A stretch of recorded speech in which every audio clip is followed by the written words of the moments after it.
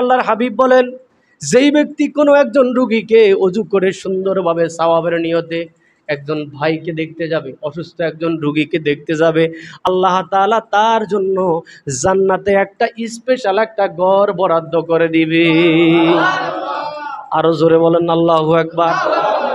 এখন আমরা দেখতে যাই, খবর নাই, আপনার পাশে একজন আপনার ভাই প্রতিবেশী মরে যাচ্ছে কাতরাইতে কাতরাইতে, তাকে দেখার আপনার আমার দরকার। অথচ আল্লাহর হাবিব কি আমাদের দেশের কি অবস্থা মানুষের, আল্লাহর হাবিব বলেছেন কেউ যদি কোনো রুগীকে দেখতে যায়, অসুস্থ মানুষকে দেখতে যায়, তাহলে সে যতক্ষণ পর্যন্ত ফিরে না আসবে ততক্ষণ পর্যন্ত সে আমি আল্লাহর রাস্তায় জিহাদের মর্তবা পেতে থাকবে। বলেন সুবহানাল্লাহ।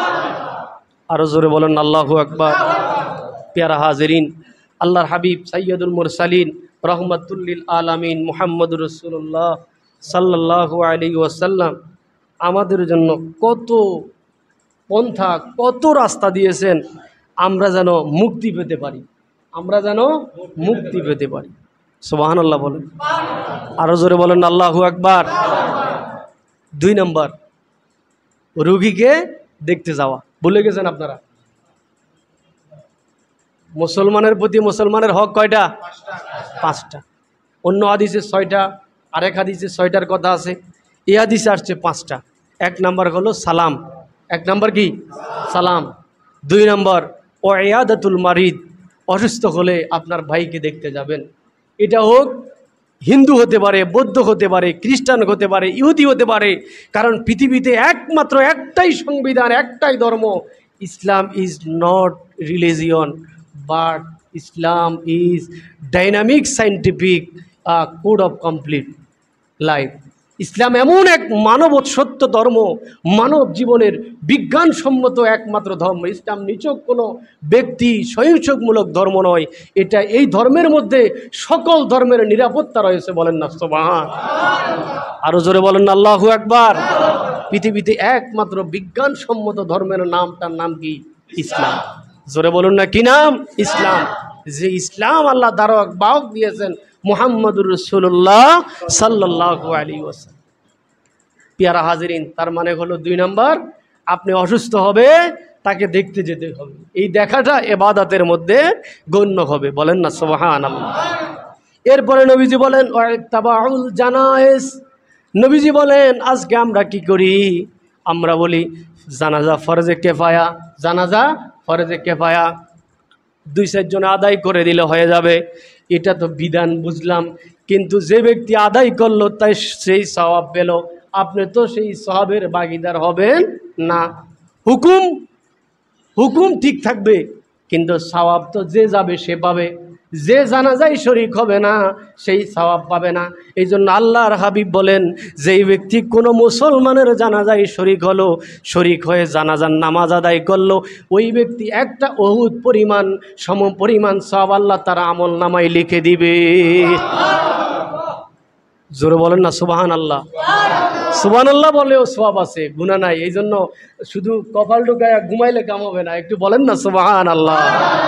আরো জোরে বলেন আল্লাহু আকবার। সওয়াব দেওয়ার মালিক যিনি, তিনি কে? আল্লাহ। তিনি কারো কাছে দান নিতে হবে না।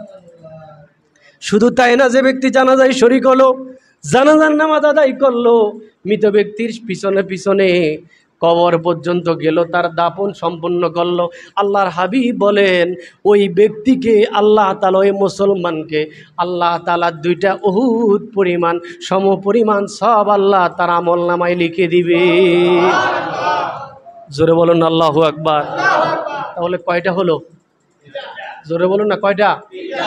বুঝেন না? এরপরে হলো নবীজি বলেন ওয়াইজাবাতুদ দাওয়াত। আপনার একজন ভাই আপনাকে দাওয়াত করেছে, হয়তো কিছু খাবারের জন্য, অন্য কিছু অনুষ্ঠানে, অন্য কিছু প্রোগ্রামে। এই জন্য যদি আপনি দাওয়াত কবুল করেন, দাওয়াতে যেতে হবে, দাওয়াতে যেতে হবে। এই দাওয়াত কবুল করাটা ওয়াজিব, দাওয়াত কবুল করাটা ওয়াজিব। ভাই খুশি হবে, এই জন্য মুসলমান ভাইকে খুশি করাটা ওয়াজিব। এই জন্য নবীজি বলেন কেউ দাওয়াত দিলে ওই দাওয়াত কবুল করতে হবে।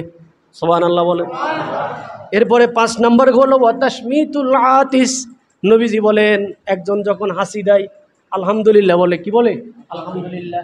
এই আলহামদুলিল্লাহর উত্তর দিতে হয় কি ইয়ার হামুকাল্লাহ, ইয়ার হামুকাল্লাহ বলে। আবার ইয়ার হামুকাল্লাহ যদি কেউ বলে তাহলে তার উত্তর আবার ইউসলিহ লাকুম আমালাকুম, ওইভাবে বলতে হয়। এই হাসির উত্তর দেওয়া নবীজি বলে এটাও এক প্রকারের সুন্নত, এক প্রকারের ইবাদতের মধ্যে গণ্য হয়ে যাবে। বলেন সুবহানাল্লাহ। তাহলে এই হাদিসের আলোকে আমরা বুঝতে পেলাম একজন মুসলমানের প্রতি আর এক মুসলমানের সাধারণ হক কয়টা? পাঁচটা। আল্লাহ তাআলা আমাদেরকে এই পাঁচটি হক অন্তত আমল করার জন্য যদি আমরা চেষ্টা করি, একজন ভাই অসুস্থ হয়ে গেলে তাকে দেখতে যাব, এটা কি সহজ না কঠিন? জোরে বলুন, সহজ না কঠিন? একজন ভাই ইন্তেকাল করেছে, তার জানাজায় শরীক হব, সহজ না কঠিন? জোরে বলুন না, সহজ না কঠিন? একটু অজু করতে হবে, এটা কষ্টকর, কিন্তু যাওয়া খুব সহজ, আবার নেকিও সহজ। আমরা অনেক সময় ধারণা করি আরে গেলাম শুধু তারই লাভ, যে ব্যক্তি মরে গেল তার লাভ, কিন্তু আসলে না, আপনি উপস্থিত হলে আপনারও ফায়দা আছে। সুবহানাল্লাহ বলেন, আরো জোরে বলেন আল্লাহু আকবার। আল্লাহ তাআলা আমাদেরকে সহিভাবে দিন বুঝার জন্য, দিন মোতাবেক সহিভাবে চলার জন্য আল্লাহ তাআলা আমাদের সকলকে কবুল করুক। ওয়া আলহামদুলিল্লাহি রাব্বিল আলামিন। যারা কাবলাল জুমা আদায় করুন।